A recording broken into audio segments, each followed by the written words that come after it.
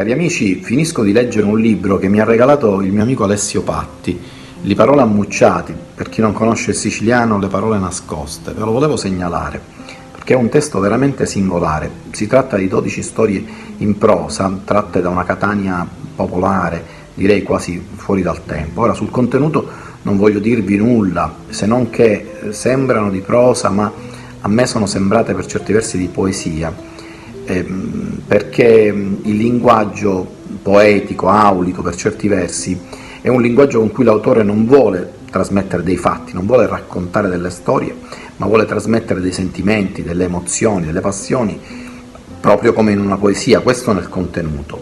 Ma la forma non è meno interessante del contenuto. Intanto la scelta della lingua alla quale ci ha abituato Alessio Patti, questo siciliano aulico, un siciliano pulito, letterario, anch'esso un po' fuori dal tempo, con solo qualche concessione al vernacolo catanese, diciamo, ma in continuità, in comunità ideale con tutta la letteratura siciliana classica.